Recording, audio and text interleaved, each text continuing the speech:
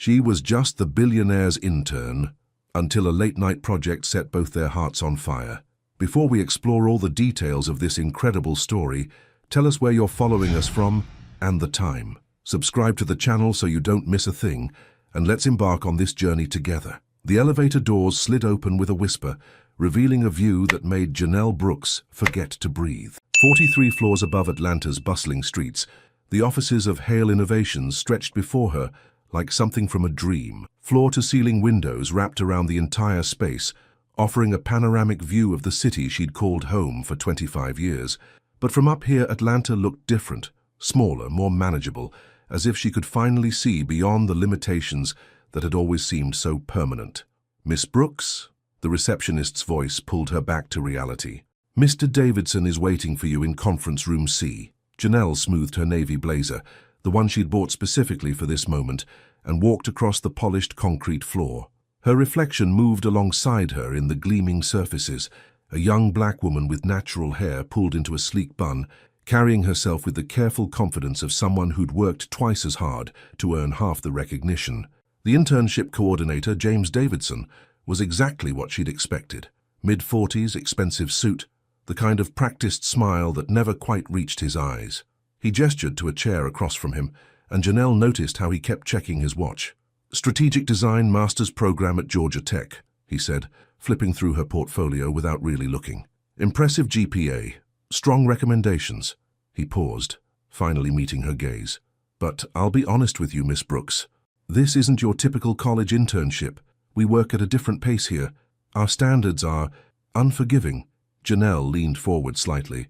"I wouldn't expect anything less from a company that's revolutionized 3 industries in the past decade." Something shifted in Davidson's expression, surprise, maybe even respect. "You've done your homework. When something matters to you, you don't just show up hoping for the best," she replied. "You prepare for the opportunity you've dreamed about." For the first time since she'd walked in, Davidson's smile seemed genuine. He closed her portfolio and stood up. "Welcome to Hale Innovations, Miss Brooks. Your supervisor will brief you on your first assignment. One piece of advice?" He paused at the door.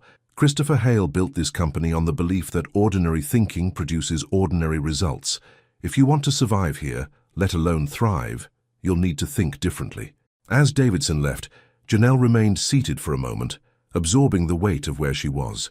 Through the conference room's glass walls, she could see employees moving with purpose, their conversations intense and focused.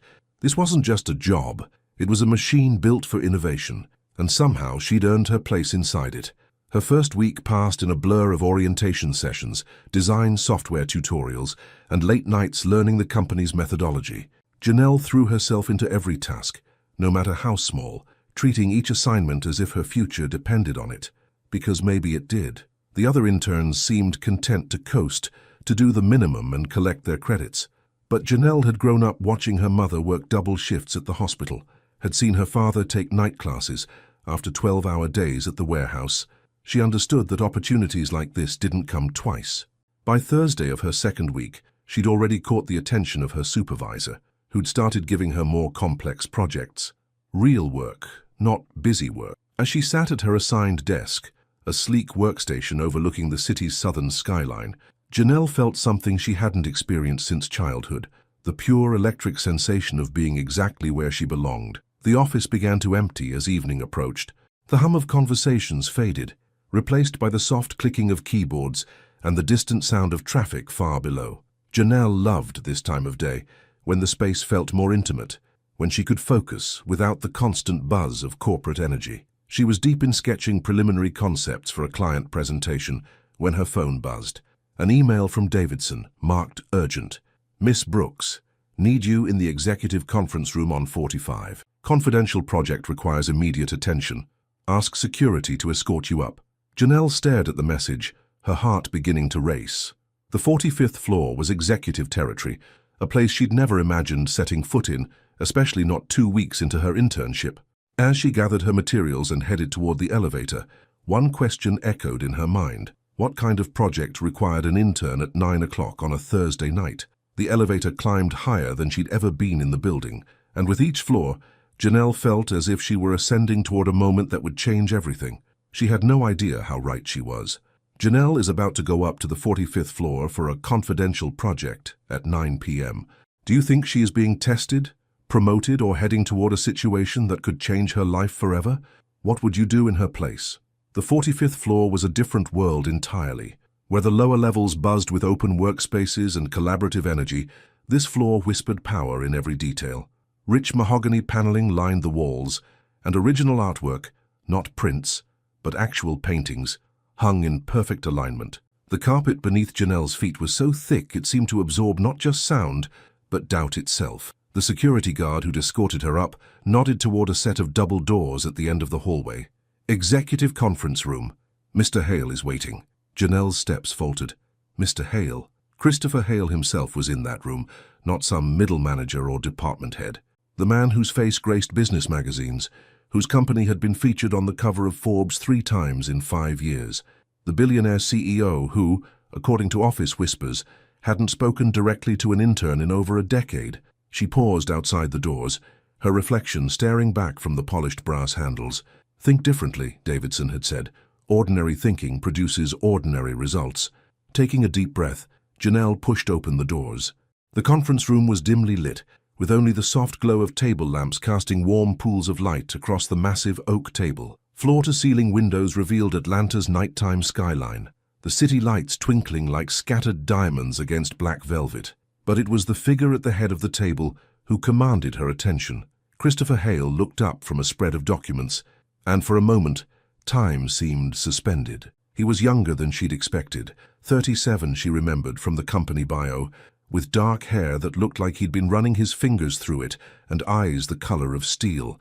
He wore a white dress shirt with the sleeves rolled up and the top button undone, as if the formal facade of the day had been carefully peeled away. "Miss Brooks," he said, his voice carrying a subtle warmth that surprised her. "Thank you for staying late. Please, have a seat." She chose a chair across from him, close enough to work but far enough to maintain professional distance. "Of course, Mr. Hale. How can I help?" He slid a thick folder across the table. "We have a client presentation Monday morning. Fortune 500 company looking to completely rebrand their consumer experience. The preliminary concepts we've developed are..." He paused, choosing his words carefully. "Predictable." Janelle opened the folder, scanning the designs quickly. Clean lines, safe color palettes, corporate-approved messaging. Everything was technically perfect and completely forgettable. "They hired us because they wanted innovation," Christopher continued, loosening his tie slightly. "But somewhere in the process, we've given them what they expected instead of what they need. I want fresh eyes on this, someone who hasn't been conditioned to think inside our usual parameters." "You want me to redesign this entire campaign?" Janelle tried to keep the incredulity out of her voice. "By Monday. Not redesign, reimagine." He leaned back in his chair, studying her. "I've been watching your work, Miss Brooks. Your portfolio showed promise, but what you've produced in just 2 weeks here shows something more. Instinct." Heat rose in her cheeks. He'd been watching her work. She'd assumed her supervisor had been the only one paying attention. "The question is," Christopher continued, "are you willing to take a risk? To present ideas that might fail spectacularly but could also change everything?" Janelle looked down at the folder, then back up at him. In the soft lighting, she could see the exhaustion around his eyes, the way his shoulders carried the weight of constant decision-making. This wasn't just about a client presentation. This was about a man who'd built an empire on innovation and was afraid he might be losing his edge. "What's the worst that could happen?" she asked. A smile tugged at the corner of his mouth. "They could hate it so much they fire us and sue for the retainer. And the best? They could remember why they wanted to work with us in the first place." Janelle closed the folder decisively. "Then let's give them something to remember." For the next 3 hours, they worked side by side. Christopher proved to be nothing like the distant CEO she'd imagined. He asked thoughtful questions, challenged her assumptions without dismissing them, and had an unexpectedly sharp sense of humor. When she suggested turning their safe corporate presentation into an interactive experience, he didn't hesitate to pull out his laptop and start sketching technical requirements. "You know," he said during a brief break, both of them standing by the windows with cups of coffee from the executive kitchen, "most people in this building are afraid to disagree with me." "Should I be afraid?" Janelle asked, watching the traffic move like tiny lights through the streets far below. "No," he said quietly. "You should keep being exactly who you are." The way he said it, with a sincerity that seemed to surprise even him, made Janelle turn to look at him. For just a moment she saw not the CEO, not the billionaire, not the man whose decisions affected thousands of jobs, but simply Christopher. Someone who worked late into the night because he cared, who rolled up his sleeves and got his hands dirty, who was willing to bet his reputation on the instincts of an intern he barely knew. "Mr. Hale," she started, but he held up a hand. "Christopher," he said, "after midnight I think we can drop the formalities." As they returned to work, Janelle felt something shifting between them, a recognition, a connection that had nothing to do with corporate hierarchy and everything to do with two minds that understood each other's rhythm. By the time they finished the preliminary framework, it was nearly 2 a.m. The building was completely empty except for security, and the city below had settled into its quieter nighttime pulse. "This is good," Christopher said, reviewing their work. "This is better than good. This is exactly what they didn't know they wanted." Janelle gathered her materials, suddenly aware of how intimate the past 5 hours had felt. "I should probably head home and get some sleep before tomorrow." "Tomorrow's Friday," he said, walking her to the elevator. "Take the day to refine these concepts. I'll have Davidson clear your schedule." As the elevator arrived, he placed a gentle hand on her arm. "Janelle," he said, using her first name for the first time. "Thank you. You've reminded me why I love what we do here." The elevator doors began to close, but not before she saw the way he was looking at her, as if she'd given him something he hadn't realized he'd been missing. And as the floors counted down toward the lobby, Janelle couldn't shake the feeling that everything had just changed, in ways she was only beginning to understand. Janelle woke up to her alarm feeling like she'd barely slept at all, not because she was tired, but because her mind wouldn't stop replaying every moment from the night before, the way Christopher had said her name, the quiet intensity in his eyes when he'd thanked her, the feeling that 5 hours had passed in what seemed like 5 minutes, two minds working in perfect synchronization. She stood in her small bathroom, brushing her teeth in the mirror of her modest apartment in Virginia Highland. A far cry from the executive floor's luxury, but it was hers. The morning sunlight streaming through her single window felt different today, as if the world itself had shifted slightly off its axis. "Don't read too much into it," she told herself, pulling her hair back into its usual professional style. "He was just being nice. You did good work, that's all." But the memory of his hand on her arm, the warmth in his voice when he'd used her first name, refused to be dismissed so easily. Her phone buzzed with a text from her best friend since college, Kira. "Coffee before work? You sound different in your texts, and I need details." Janelle smiled despite her exhaustion. Kira had an uncanny ability to read between the lines, even through text messages. They met at their usual spot, a small cafe called the Daily Grind that served the best peach cobbler in the city and coffee strong enough to wake the dead. "Okay, spill," Kira said the moment Janelle sat down, not even bothering with hello. "Something happened. I can see it all over your face." "Nothing happened," Janelle protested, but she could feel heat rising in her cheeks. "Girl, please, you've got that look, like you discovered something you didn't know you were looking for." Kira stirred her coffee slowly, studying Janelle with the intensity of someone who'd been her roommate for 3 years. "Was it work? I had to stay late last night. Big project." Janelle kept her voice carefully neutral, but Kira's eyebrows shot up. "How late?" "2-ish. 2 in the morning? Doing what?" Janelle found herself describing the evening, the call to the executive floor, the collaborative work, the way Christopher had listened to her ideas without condescension. What she didn't describe was the way her pulse had quickened when their fingers accidentally touched while reaching for the same document, or how the sound of his quiet laughter had made something flutter in her chest. "Wait," Kira interrupted. "Christopher Hale, the actual CEO, the billionaire who's on magazine covers." "It wasn't like that," Janelle said quickly. "It was purely professional." Kira gave her a look that could have melted steel. "Honey, I've seen you talk about work before. You've never blushed describing a budget meeting." Before Janelle could protest further, her phone buzzed. An email from Christopher's assistant. "Miss Brooks, Mr. Hale has requested you join him for the client meeting Monday at 9 a.m. Conference materials will be sent to your email shortly. Please confirm receipt." Janelle stared at the screen. Join him? Not just prepare materials for him, but actually be in the meeting with the client. "What is it?" Kira leaned over to read the email, then sat back with a knowing smile. "Oh, this is definitely not just work anymore." "Don't be ridiculous," Janelle said, but her hands were trembling slightly as she typed her confirmation. "He probably just wants me there to answer questions about the design concepts." "Uh-huh," Kira finished her coffee and stood up. Just promise me something. When this becomes more than work, and it will, don't talk yourself out of it because you think you don't belong in his world. You belong wherever your talent and heart take you. The rest of Friday passed in a blur of refining concepts and preparing presentation materials. But every time Janelle tried to focus, she found herself remembering small moments. The way Christopher had loosened his tie as the evening wore on, making himself more approachable. How he'd insisted she call him by his first name. The genuine interest in his eyes when she'd explained her vision for the campaign. By evening, she'd created something she was genuinely proud of. Concepts that pushed boundaries while remaining accessible. Designs that told a story rather than just selling a product.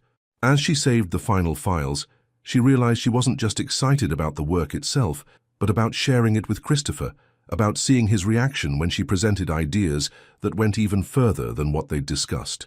Her phone rang just as she was packing up to leave. The caller ID showed a number she didn't recognize, but something made her answer anyway. "Janelle? It's Christopher." Her heart did something complicated in her chest. He was calling her directly, not through his assistant, not through official channels. His voice sounded different over the phone, more intimate somehow. "I hope I'm not disturbing your Friday evening," he continued. "I wanted to see how the concepts were coming along." "They're finished," she said, then immediately wondered if she sounded too eager. "I mean, I've completed the refinements we discussed. I think you'll be pleased with the direction." "I have no doubt." There was something warm in his voice, something that made her think this call was about more than just work updates. Would you mind if I took a look tonight? I know it's the weekend, but I think more clearly in the evening." "Of course, I can email them to you right now." "Actually," he said, and she could hear him choosing his words carefully, "I was thinking maybe we could go over them together. If you're free. There's a quiet wine bar not far from the office. Meridian on Peachtree. Nothing too formal, just a chance to discuss the concepts in a more relaxed setting." Janelle's breath caught. This was definitely not standard procedure. CEOs didn't invite interns to wine bars to discuss work, no matter how important the project. She started, then stopped. Through her office window, she could see the city lights beginning to twinkle as dusk settled over Atlanta. Somewhere out there, Christopher Hale was asking her to spend her Friday evening with him, and every rational part of her mind was at war with the part that wanted to say yes without hesitation. "If it's inappropriate, I understand," he said quickly, misreading her pause. "I just thought—" "Yes," she said, surprising herself with the certainty in her voice. "I'd like that. I'll see you there." After she hung up, Janelle stared at her reflection in the dark window. Kira's words echoed in her mind. "Don't talk yourself out of it because you think you don't belong in his world. Maybe it was time to stop thinking so much and start trusting what felt right." And for the first time in her carefully planned life, what felt right had nothing to do with being safe. Meridian was exactly the kind of place Janelle had imagined Christopher would choose. Understated elegance without pretension. Exposed brick walls held vintage wine bottles like trophies, and soft jazz drifted from hidden speakers. Edison bulb fixtures cast warm golden light over intimate tables, each one positioned for conversation rather than display. It was the kind of place where business deals were made over handshakes, and where first dates turned into something more serious. Janelle arrived first, having changed into a simple black dress that struck the right balance between professional and, well, whatever this was. She chose a table near the back, away from the few other Friday evening patrons, and tried to calm the butterflies that had taken up permanent residence in her stomach. When Christopher walked in, scanning the room with those steel-gray eyes, Janelle felt her breath catch all over again. He'd changed too. Gone was the formal business attire, replaced by dark jeans and a charcoal sweater that made him look younger, more approachable, more like the man she'd worked with until 2 a.m., rather than the CEO whose photo graced corporate boardrooms. "Sorry I'm late," he said, sliding into the seat across from her. "I had to convince my driver he didn't need to wait outside like I was 16 and on my first date."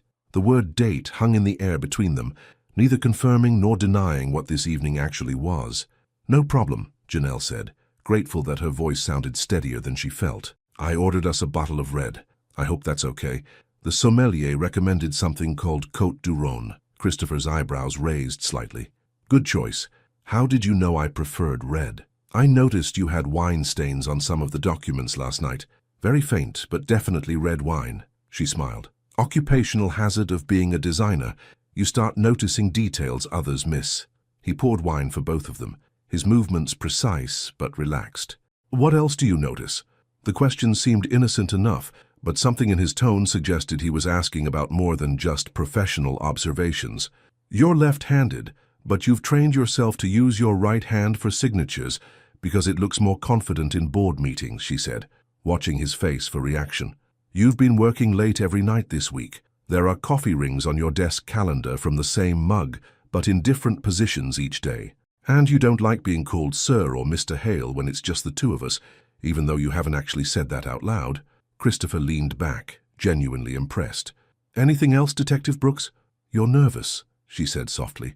Right now. Your thumb keeps rubbing against your index finger. It's a stress response. And you've picked up your wine glass 3 times without actually drinking from it. He set the glass down and laughed. A real laugh, not the polished chuckle she'd heard him use in meetings.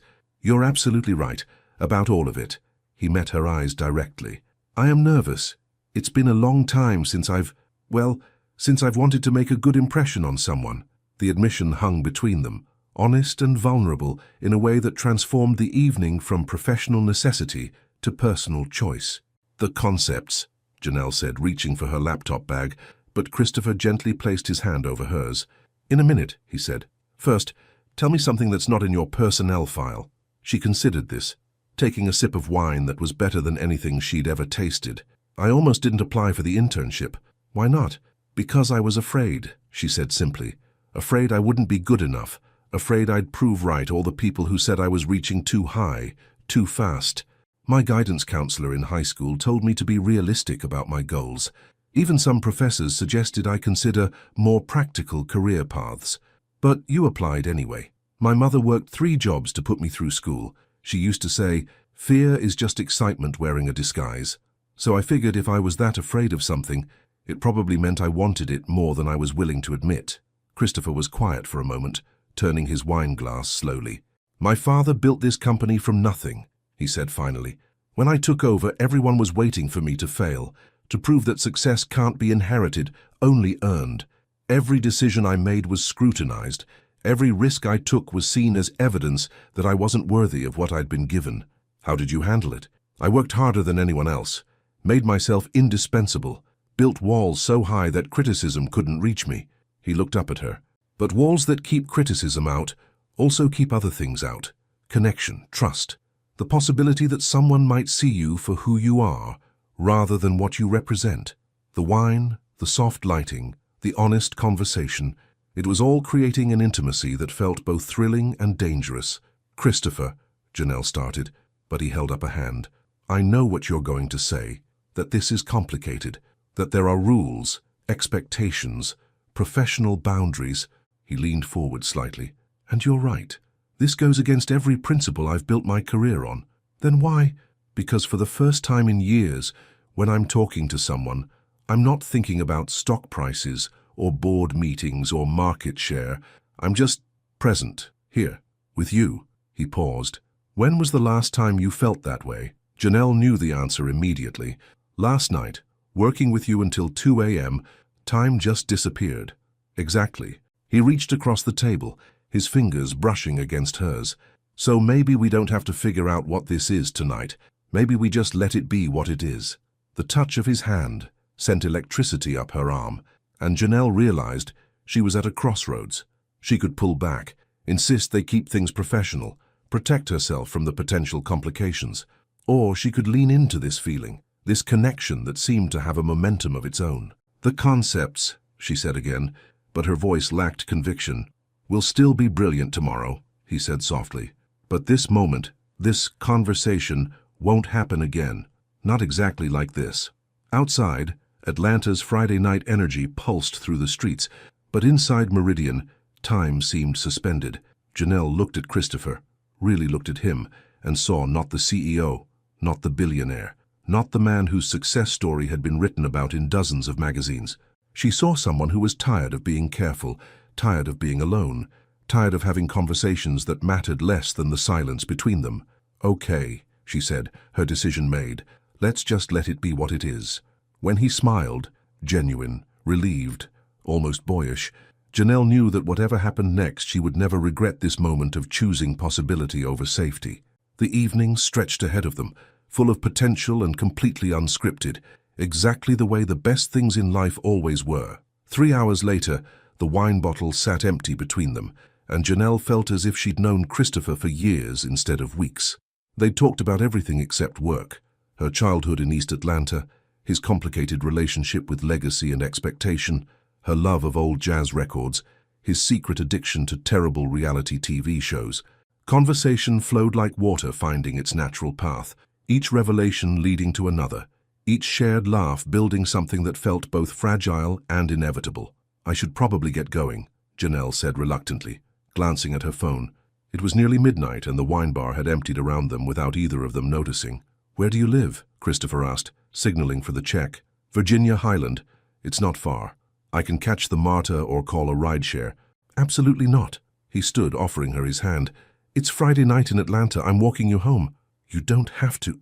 "I want to," he said simply, and the way he said it made arguing impossible. They stepped out into the warm Georgia evening, the city's nighttime energy humming around them.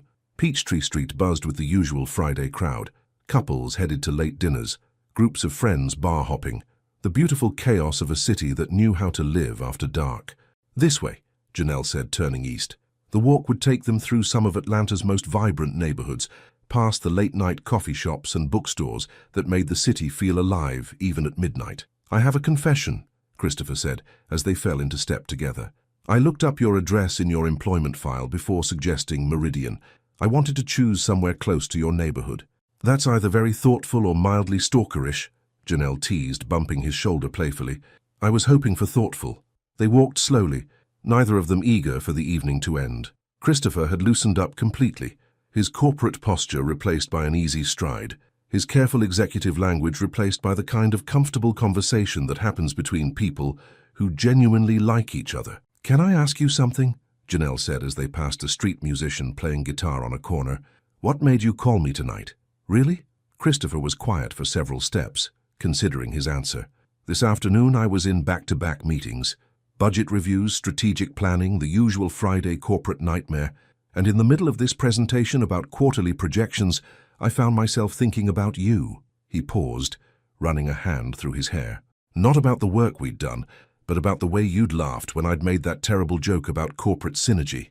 How you'd gotten excited explaining your design philosophy. The way you'd looked at the city lights like you were seeing them for the first time." They stopped at a crosswalk, waiting for the signal to change.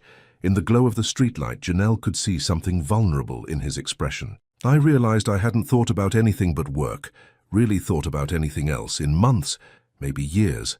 And suddenly, all I wanted was to see you again, to talk to you about things that mattered or things that didn't matter at all." The light changed, but neither of them moved immediately.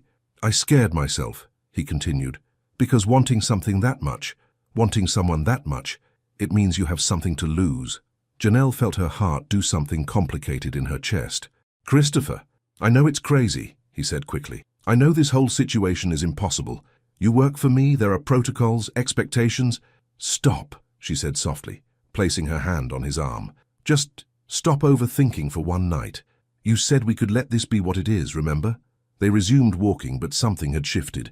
The air between them felt charged, electric with possibility, and the weight of admissions that couldn't be taken back. "Tell me about your neighborhood," Christopher said, clearly trying to steer them back to safer territory. "It's not exactly executive housing," Janelle warned. "I live in a converted duplex with a temperamental water heater, and neighbors who think 2 a.m. is a perfectly reasonable time to practice drums." "Sounds perfect. You say that now, but wait until you meet Mrs. Goldstein from 4B. She's convinced I'm running some kind of illegal business because I get deliveries from art supply stores." Christopher laughed, that genuine, unguarded sound she was beginning to love. "What does she think you're making?" "Counterfeit money, apparently." She asked the mailman if my packages ever rattled. As they turned onto Janelle Street, the neighborhood's character revealed itself. Tree-lined sidewalks, historic homes converted into apartments, the comfortable shabbiness of a place where artists and young professionals lived side by side with families who'd been there for generations. "Here," Janelle said, stopping in front of a brick duplex with a small front porch and overgrown garden. "Home sweet home." Christopher looked up at the building, taking in the details. The mismatched porch furniture, the string lights someone had hung between the trees, the general sense of life being lived rather than carefully curated. "I love it," he said, and Janelle could tell he meant it. They stood there for a moment, neither wanting to acknowledge that the evening was ending. The space between them felt charged with everything they'd shared and everything they hadn't yet said. "Thank you," Janelle said finally, "for tonight. For the wine, the conversation, the walk. For making me remember that there's more to life than 5-year plans and professional networking. Thank you," he said softly, "for reminding me what it feels like to be myself instead of just my job title." He stepped closer, close enough that she could smell his cologne, something subtle and warm that made her want to close the distance between them entirely. For a moment, she thought he might kiss her, the way he was looking at her, the way the night air seemed to hold its breath around them. Everything pointed toward that inevitable conclusion. Instead, he reached up and touched her face gently, his thumb brushing across her cheek. "Janelle," he said, her name like a question and a promise all at once. "I know," she whispered, understanding perfectly what he wasn't saying, that this was wonderful and terrifying and completely unprecedented, that they were standing on the edge of something that could change everything, and neither of them was quite ready to jump. "Monday," he said. "Monday," she agreed. He stepped back reluctantly, and she watched as he walked back toward Peachtree Street, his figure growing smaller in the distance until he disappeared around the corner. Only then did Janelle realize she'd been holding her breath. As she climbed the steps to her front door, her phone buzzed with a text. "Thank you for the most honest conversation I've had in years. Sleep well." C. Janelle smiled, typing back, "Thank you for proving that fairy tales can happen in wine bars too." Jay inside her small apartment, as she changed out of her dress and tried to process everything that had happened. One thing was absolutely clear. Monday was going to change everything, one way or another. And for the first time in her carefully planned life, she couldn't wait to see what happened when she stopped planning and started trusting her heart. Monday morning arrived with all the subtlety of a thunderstorm. Janelle woke up an hour before her alarm, her mind immediately jumping to the presentation, to Christopher, to the impossible situation she'd somehow walked into. She'd spent the weekend alternating between replaying every moment of Friday night and trying to convince herself it had all been some wine-induced fever dream. But the texts on her phone proved otherwise. "Saturday morning. Hope you're having a good weekend. Thinking about our presentation strategy and other things. See Sunday evening. Ready to change the world tomorrow." See her response. "Ready as I'll ever be. See you at 9. Jay now, standing in her bathroom at 6 a.m. Janelle stared at her reflection and tried to decide who she was supposed to be today. The professional intern who'd earned her place through talent and hard work, or the woman who'd spent Friday night discovering that the most powerful man she'd ever met made terrible jokes and worried about disappointing his dead father. She chose her outfit, carefully, a tailored navy suit that made her feel confident without being overly formal, paired with the pearl earrings her grandmother had given her for graduation. Armor for battle, but elegant armor. The elevator ride to the 45th floor felt different this time. Instead of nervous excitement, she felt a quiet determination mixed with something that might have been anticipation. Whatever happened in today's meeting, she'd earned her place in that room. Christopher was already in the executive conference room when she arrived, reviewing presentation materials with an intensity that reminded her why he'd built a billion-dollar company before his 40th birthday. He looked up when she entered, and for just a moment she saw the man from Friday night, the one who touched her face so gently in the streetlight. "Good morning, Janelle," he said, his voice carefully professional but warm enough to remind her that everything had changed. "Good morning, Christopher," she replied, setting down her materials and immediately regretting the familiarity. They weren't alone in a wine bar anymore. This was his world, his kingdom, and she was about to find out if Friday night had been real or just an interlude between the serious business of their actual lives. "Before they arrive," he said, moving closer but not too close, "I want you to know that whatever happens in this meeting, it has nothing to do with Friday night. You're here because your work is exceptional, because you've earned this opportunity." The distinction was important, she realized. He was protecting both of them, making sure that what they'd shared wouldn't be diminished by accusations of favoritism or inappropriate influence. "I understand," she said. "Let's show them something they'll never forget." At exactly 9 a.m., the clients arrived. 3 executives from Meridian Consumer Brands, led by a sharp-eyed woman named Vivian Lancaster, who'd built her career on spotting trends before they became mainstream. These were people who'd seen hundreds of presentations, who could smell desperation and inexperience from across a conference table. "Ms. Lancaster, gentlemen," Christopher said, his CEO persona sliding into place seamlessly. Thank you for making time for this follow-up presentation. I believe you'll find our revised approach addresses your concerns while pushing the boundaries of what's possible in your industry. As Janelle set up the presentation, she caught Vivian Lancaster watching her with curiosity. A young black woman in a room full of executives wasn't unusual in Atlanta's progressive business community, but an intern presenting directly to major clients definitely was. Before we begin, Christopher continued, I'd like you to meet Janelle Brooks, one of our most promising strategic designers. The concepts you're about to see represent a collaboration between our senior team and Ms. Brooks' fresh perspective on consumer engagement. The introduction was perfect, acknowledging her contribution without overstatement, positioning her as valuable without making the clients wonder why they were listening to an intern. Janelle took a breath and began. 6 months ago, your primary competitor launched a campaign that generated twice the engagement of anything in your sector, she said, clicking to the first slide. Not because their product was better, but because they stopped talking to their customers and started talking with them. She had their attention immediately. Vivian Lancaster leaned forward, her expression shifting from polite interest to genuine curiosity. For the next 20 minutes, Janelle walked them through a complete reimagining of their consumer experience. Instead of traditional advertising, she proposed an interactive platform where customers became co-creators. Instead of selling products, they'd be selling participation in a community. Instead of asking customers to buy something, they'd be inviting them to help build something. Christopher watched from the side of the room, and occasionally their eyes would meet. In those moments, she saw pride, admiration, and something deeper, a recognition that they worked together in a way that transcended hierarchy or professional necessity. The implementation timeline is aggressive but achievable, Janelle concluded, and the preliminary budget analysis shows a positive ROI within the first 18 months. But more importantly, this approach positions Meridian as an industry leader rather than a follower. The room was quiet for a moment. Then Vivian Lancaster started asking questions, detailed, probing questions about logistics and scalability and market research. Questions that proved she wasn't just interested, she was already envisioning how to make it work. 40 minutes later, the clients left with handshakes, promises to review the proposal with their board, and something Janelle had never seen before, genuine excitement about a marketing campaign. That, Christopher said after the conference room door closed, was extraordinary.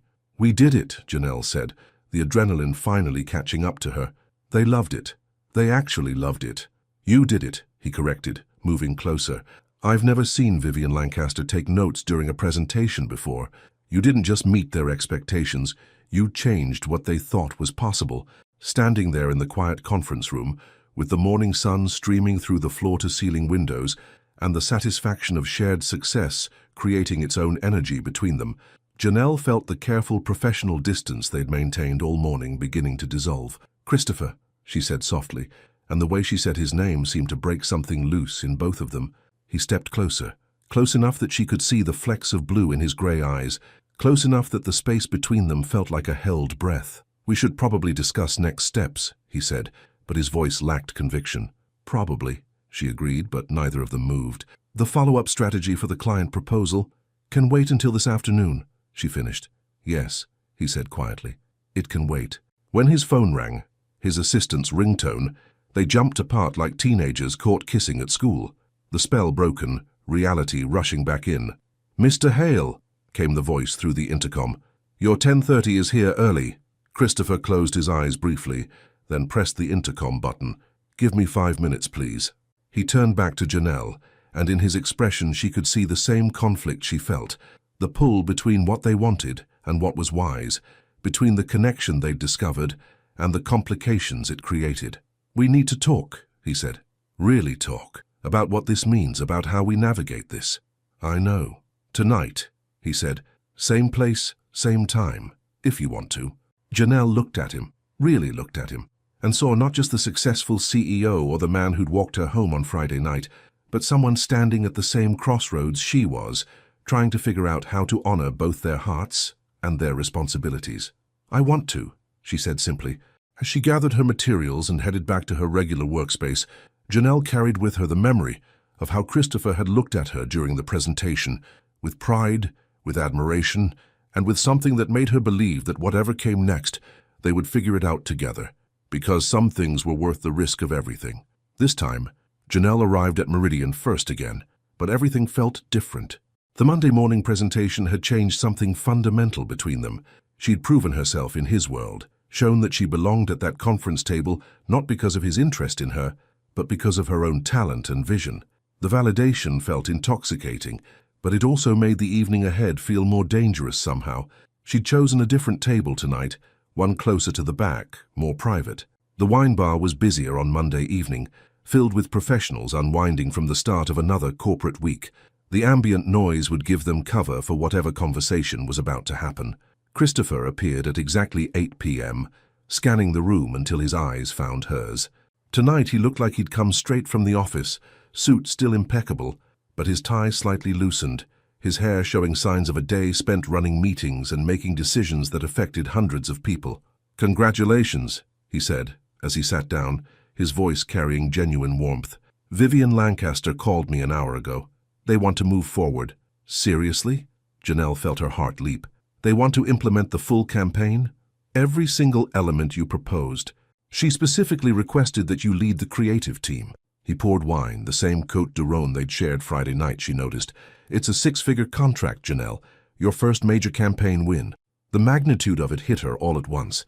6 months ago, she'd been a graduate student worried about student loans and job prospects. Now she was about to lead a major campaign for a Fortune 500 company. "I can't believe this is real," she said, taking a sip of wine that suddenly tasted like celebration. "Believe it," Christopher said, raising his glass, "to brilliant ideas and the brilliant woman who created them." They toasted, and in that moment, Janelle felt the intoxicating rush of professional success, mixing with the electricity of sitting across from a man who looked at her like she was the most fascinating person in the room.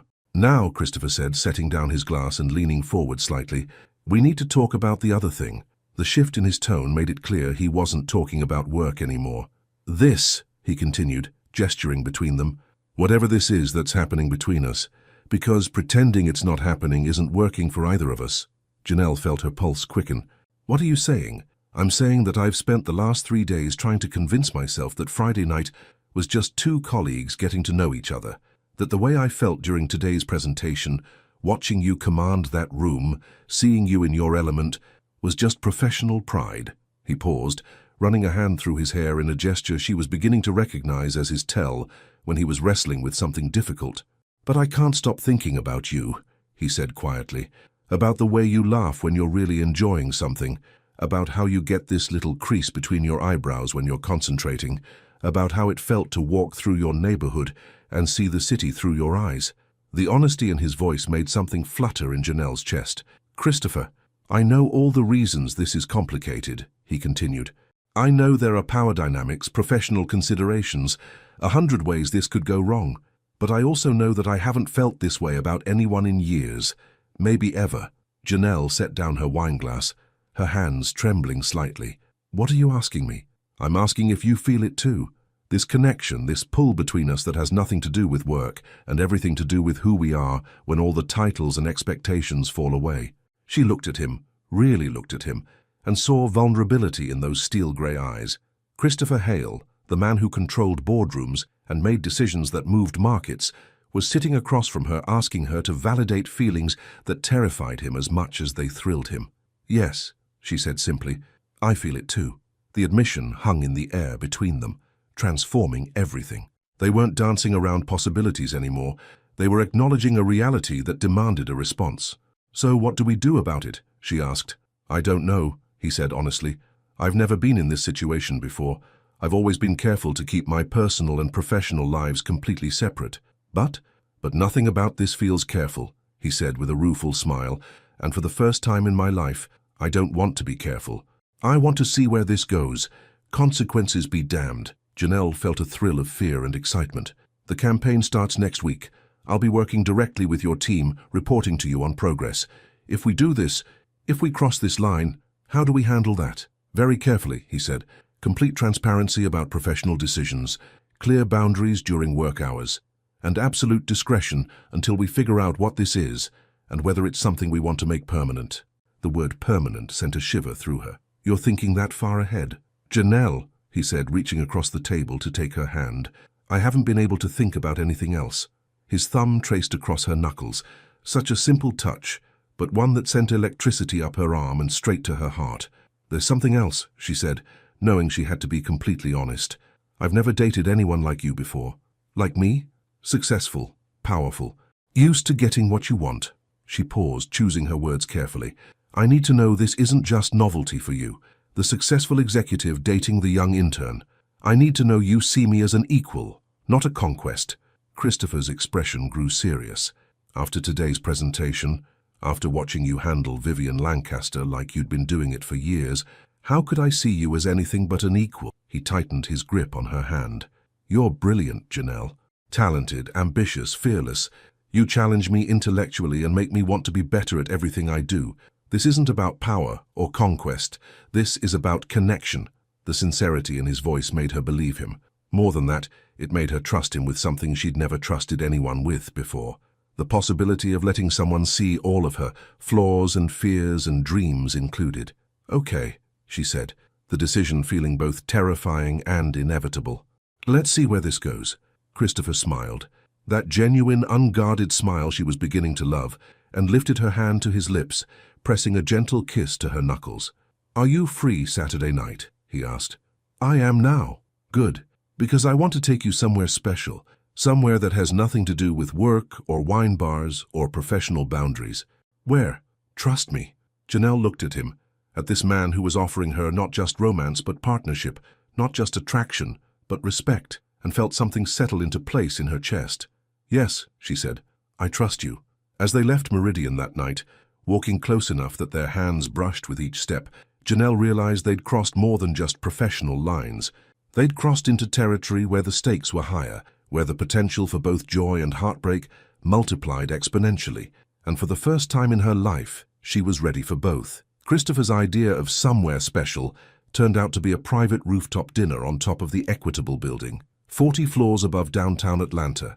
When the elevator opened directly onto the rooftop, Janelle stepped out into what looked like a scene from a romantic movie. String lights had been woven between the building's architectural details, creating a canopy of warm golden light above a single table set for two. The entire city spread out below them, a glittering tapestry of lights and life that made her feel like they were floating above the world. How did you... she started, then stopped, overwhelmed by the thoughtfulness of it all. I know people, Christopher said simply, but she could see the nervousness in his eyes. Do you like it? Like it? Janelle turned in a slow circle, taking in the 360-degree view of Atlanta. Christopher, this is incredible. He'd clearly put thought into every detail. The table was set with real china and crystal glasses, with a single white orchid as a centerpiece. Soft jazz played from hidden speakers, the same kind of music they'd heard at Meridian, but somehow more intimate up here under the stars. I wanted our first real date to be something you'd remember, he said, pulling out her chair. Trust me, she said, settling into the seat. This isn't something I'm likely to forget. Dinner was served by a discreet catering team who appeared only long enough to deliver each course before disappearing again, leaving them alone with the city lights and each other. The food was exquisite, some kind of perfectly prepared salmon that melted in her mouth, paired with wine that probably cost more than her monthly rent. But what Janelle would remember most wasn't the luxury, it was the conversation. Away from wine bars and professional settings, they talked like people who'd known each other for years. Christopher told her about growing up in the shadow of his father's expectations, about the loneliness that came with success, about the way responsibility could sometimes feel like a prison made of gold. I used to come up here when I was younger, he said during dessert, gesturing toward the cityscape, after particularly brutal board meetings or when the pressure felt overwhelming. There's something about being this high up that puts things in perspective. What kind of perspective? Janelle asked, following his gaze out over the city.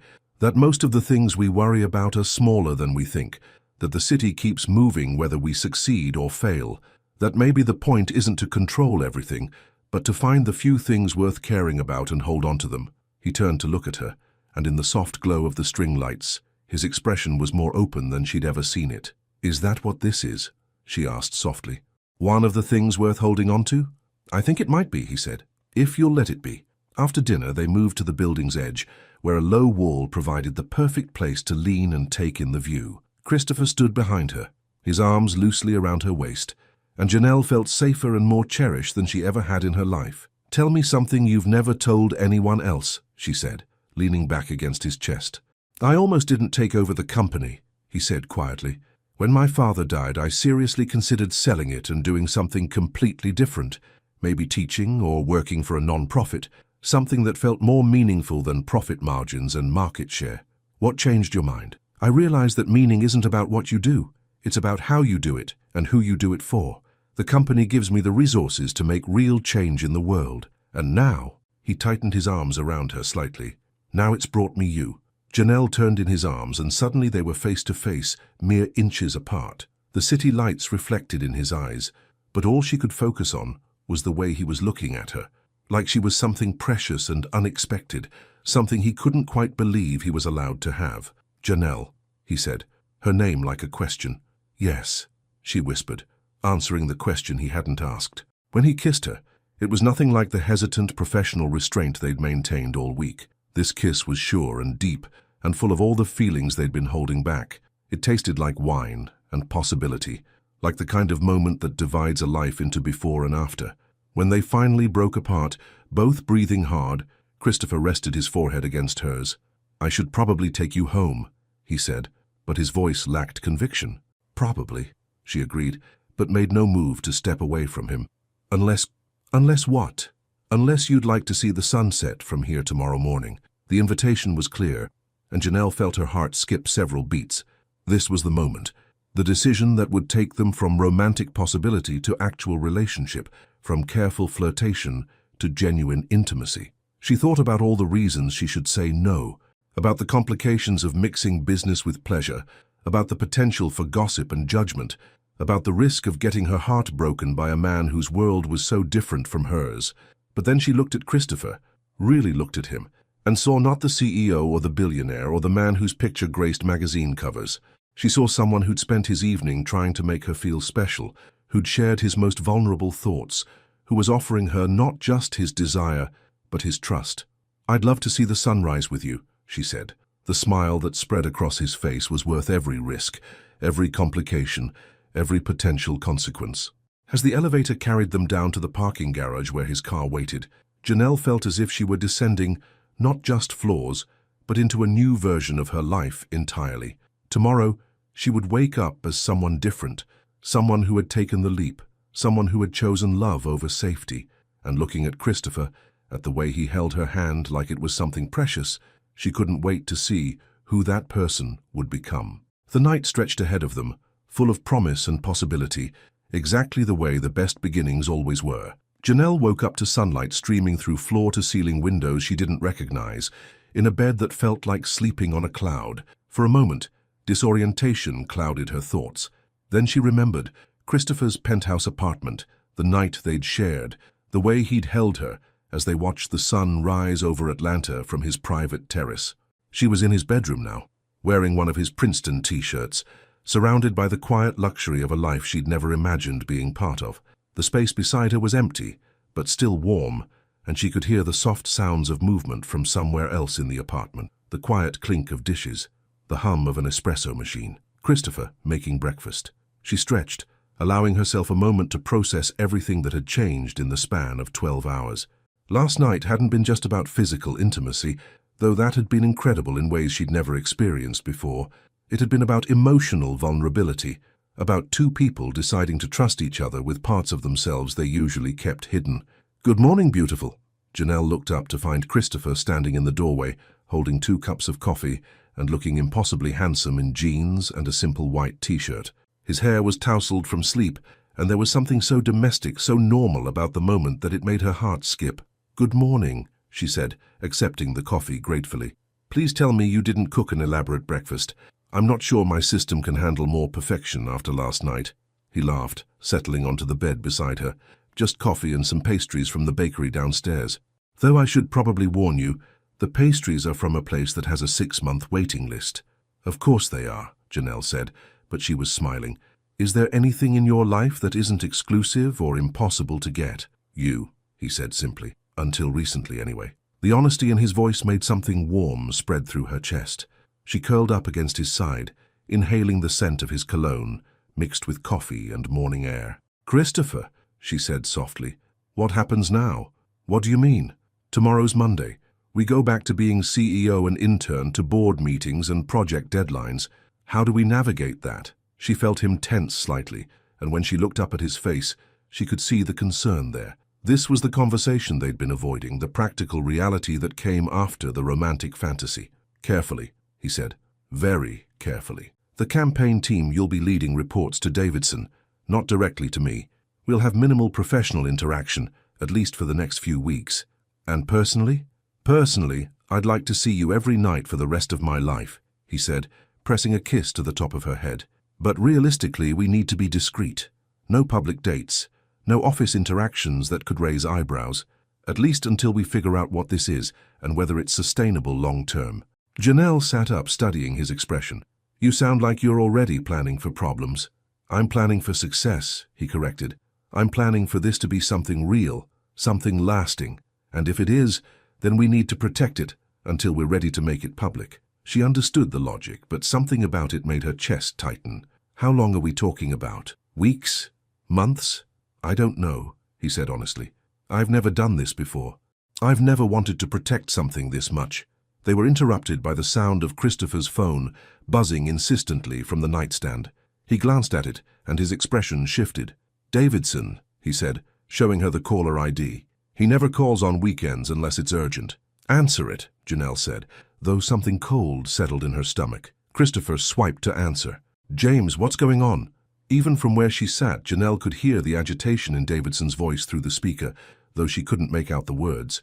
She watched Christopher's face grow increasingly grim as he listened. "I see," Christopher said finally. "How bad is it?"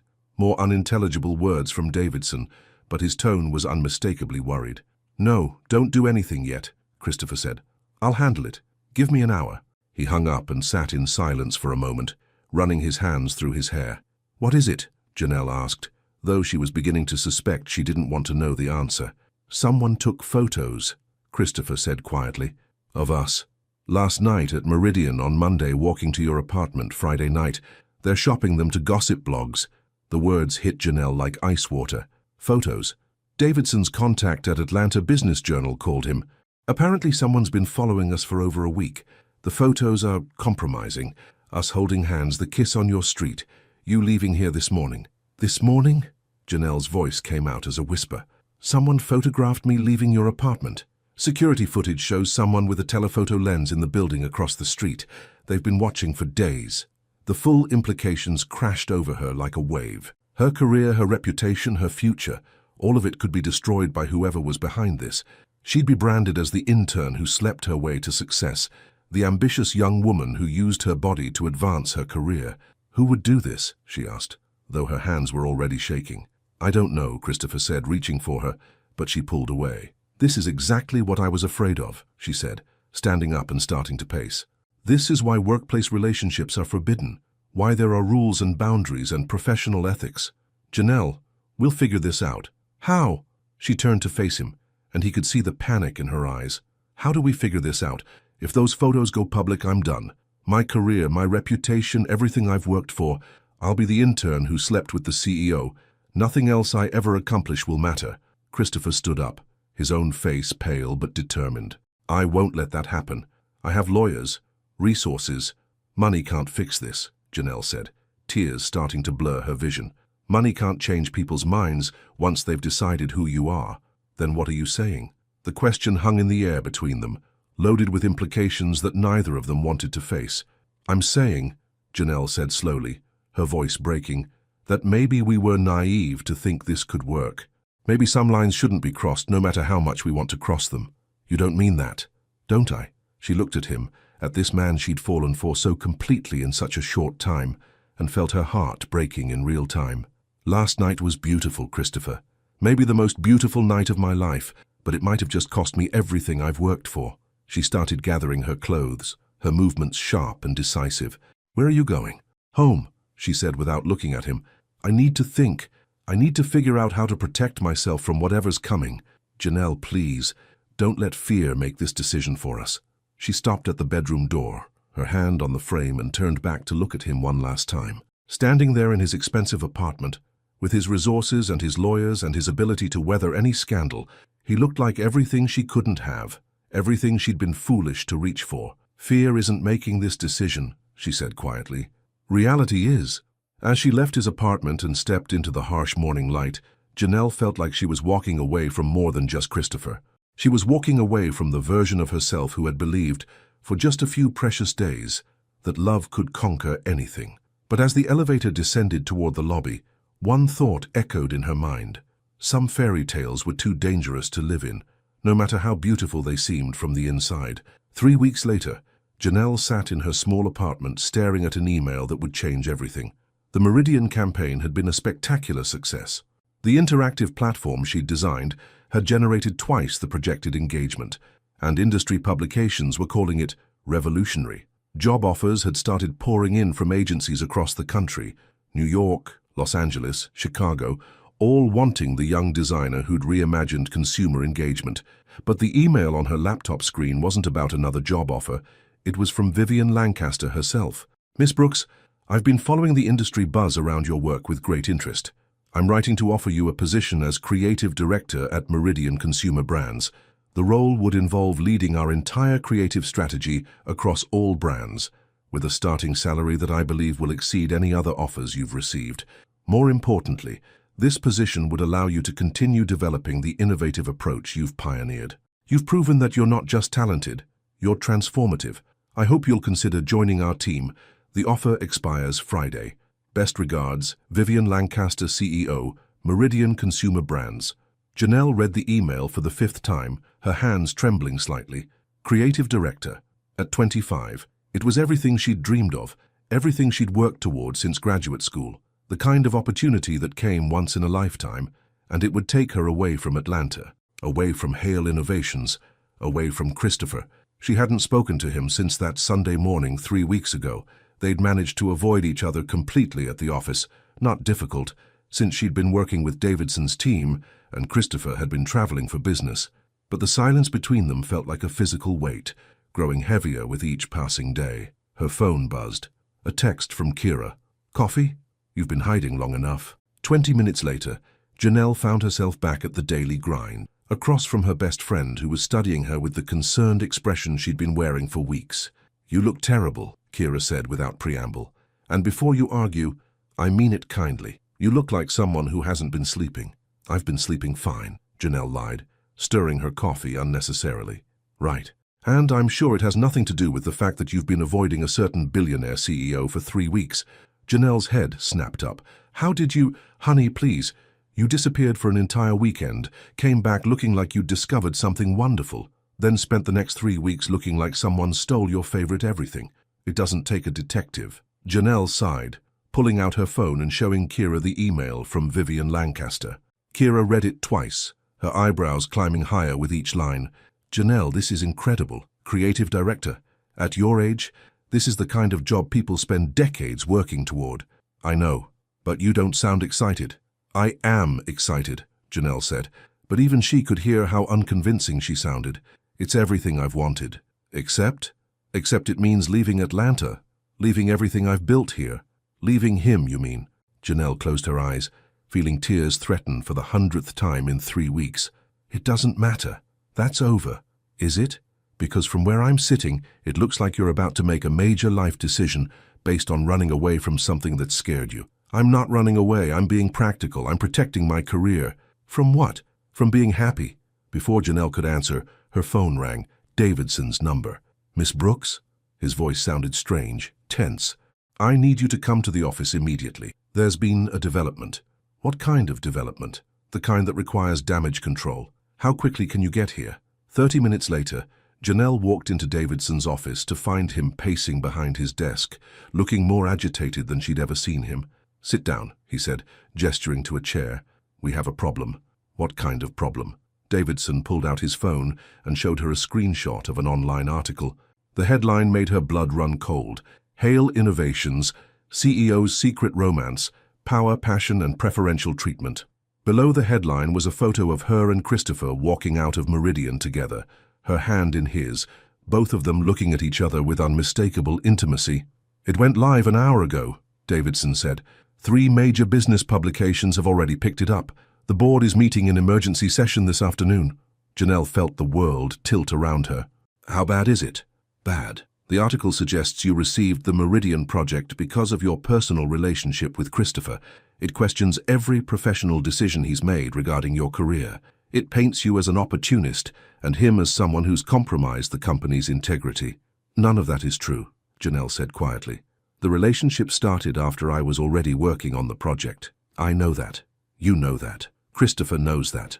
But public perception doesn't care about timelines. Davidson sat down across from her, his expression gentler than she'd expected. Janelle, I'm going to be honest with you. The board is going to want someone to blame for this. And it's not going to be Christopher. The implication was clear. Her internship, her future at Hale Innovations, everything she'd built here was about to disappear. I should resign, she said, the words tasting like ash in her mouth. That's one option. But there's another. Before Davidson could explain, the office door opened and Christopher walked in. He looked like he hadn't slept in days, his usually perfect appearance slightly disheveled, his eyes carrying a weight that made Janelle's heart clench. What's the other option? She asked, not taking her eyes off Christopher. A press conference, Christopher said, his voice steady but strained. This afternoon, we tell the truth about the timeline, about your qualifications, about the fact that your success has nothing to do with our personal relationship. And then what? We pretend the personal relationship doesn't exist. We acknowledge it, he said, stepping closer. We tell them that yes, we developed feelings for each other, but that it happened after your professional merit had already been established. We make it clear that your talent speaks for itself. Janelle stared at him. You want to go public, officially. I want to protect you, he said simply. I want to protect your reputation, your career, your future, even if it costs me mine. The board will crucify you. Maybe. Or maybe they'll see what I see, that you're the most talented designer this company has ever worked with, and that my personal feelings don't change that fact. Davidson cleared his throat. There's a third option we haven't discussed. Both Janelle and Christopher turned to him. Miss Brooks takes the Lancaster position, leaves Atlanta, starts fresh somewhere her reputation won't be colored by this scandal. Meridian has already stated publicly that they're hiring her based solely on merit. It would distance both of you from the situation. The silence in the room was deafening. Janelle could see the calculation in Christopher's eyes, the way he was processing the logic of Davidson's suggestion. She could also see the pain there, the recognition that protecting her might mean losing her. That's not a choice, Christopher said finally. That's surrender. It's practical, Davidson countered. It protects everyone. No, Christopher said, his voice gaining strength. I won't let her run away because other people can't handle the idea that two talented people fell in love while working together.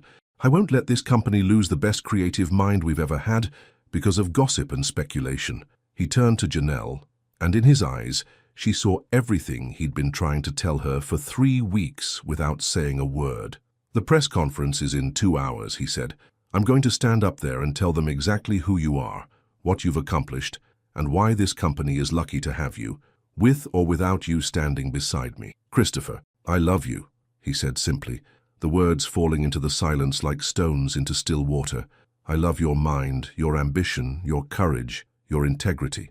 I love the way you challenge me and the way you make me want to be better at everything I do. And I'm not going to let fear, yours or mine, destroy something this real. Janelle felt tears spilling down her cheeks.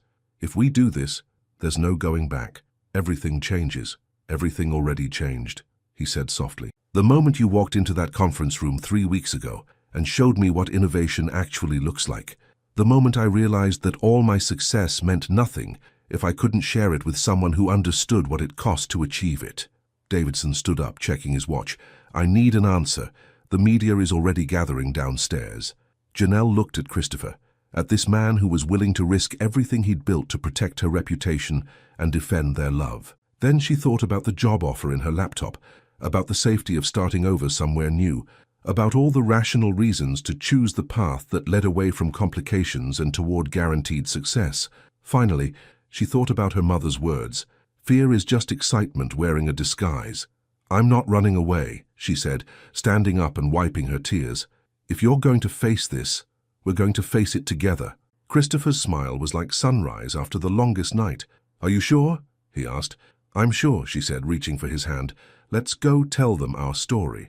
As they walked toward the elevator that would take them to the press conference, to the cameras and questions and judgment of the world, Janelle felt something she hadn't felt in 3 weeks. Hope, because sometimes the most dangerous thing you can do is also the only thing worth doing. And sometimes love really is strong enough to weather any storm, as long as you're brave enough to stand in it together. 2 years later, the morning sun filtered through the floor-to-ceiling windows of the corner office on the 42nd floor, casting golden light across the nameplate that read, Janelle Brooks, Creative Director. Janelle stood at those windows, coffee in hand, watching Atlanta wake up below her. 2 years ago, she'd been an intern looking up at this building from the street, dreaming of making her mark. Now she could see her reflection in every major campaign billboard visible from this height. Work that bore her creative signature. Work that had redefined what innovation looked like in their industry. Admiring your empire? She turned to find Christopher leaning against her office doorframe, that familiar smile playing at the corners of his mouth. Even after 2 years, the sight of him could still make her heart skip a beat. Just thinking about how far we've come, she said, moving toward him. We have an empire now? He asked, wrapping his arms around her waist. We have something better, she said, going up on her toes to kiss him softly. We have a partnership. The press conference 2 years ago had been a media sensation. For 3 months they'd been front-page news. The billionaire CEO and the talented intern who'd fallen in love against all odds. The scrutiny had been intense, the criticism harsh, but they'd weathered it together. The board had ultimately stood behind Christopher, especially after the Meridian campaign generated record-breaking results and industry recognition. Janelle's promotion to creative director had been announced 6 months later, based on a portfolio of work that spoke for itself and client testimonials that made her value undeniable. Mrs. Goldstein called this morning, Janelle said, settling into Christopher's arms. She wants to know if we're bringing dates to her anniversary party next weekend. What did you tell her? That we'd check our calendars, Janelle grinned. She still thinks you're too fancy for the neighborhood. I love that neighborhood, Christopher said. I love our duplex. I love that Mrs. Goldstein makes us cookies and asks inappropriate questions about our love life. 6 months ago, they'd bought the duplex next to Janelle's old apartment. Christopher had wanted to give her something grander, but she'd insisted on staying rooted in the community that had shaped her. Now they had the best of both worlds, privacy when they needed it, but neighbors who treated them like family rather than celebrities. Speaking of our love life, Christopher said, his voice taking on a nervous quality that immediately got Janelle's attention. What about it? Well, I was thinking it might be time to make it more official. Janelle pulled back to look at him, noticing for the first time that his usual confidence seemed to have deserted him entirely. Christopher, what are you? I had this whole plan, he said, talking faster than usual. Dinner at the place where we had our first date, string lights, the perfect romantic setting, but then I realized that our love story isn't about perfect settings. It's about ordinary moments that become extraordinary because we're sharing them. He reached into his jacket pocket and pulled out a small velvet box, and Janelle's breath caught in her throat. It's about late nights working on projects that matter, about walking through your neighborhood and making it our neighborhood, about Mrs. Goldstein's cookies and terrible reality TV shows, and the way you get that little crease between your eyebrows when you're concentrating. He opened the box to reveal a ring that was absolutely perfect, elegant but not ostentatious, classic but with an unexpected twist, exactly like everything else about their relationship. It's about choosing each other every day, even when it's complicated, even when the world is watching, even when it would be easier to walk away. Christopher dropped to one knee right there in her office, with the morning sun streaming around them and the city spread out below. Janelle Brooks, you changed my life the moment you walked into that conference room. You made me remember who I wanted to be, not just who I thought I had to be. Will you marry me? Janelle looked down at this man who'd risked everything for her, who'd stood beside her through media storms and board meetings and the everyday challenges of building a life together. She thought about the scared intern who'd almost turned down this internship, about the woman who'd nearly run away to New York rather than fight for what she wanted. Yes, she said, laughing through tears she hadn't realized were falling. Yes, of course, yes. As Christopher slipped the ring onto her finger, Janelle felt the same sense of rightness she'd experienced that first night, working beside him until 2 a.m.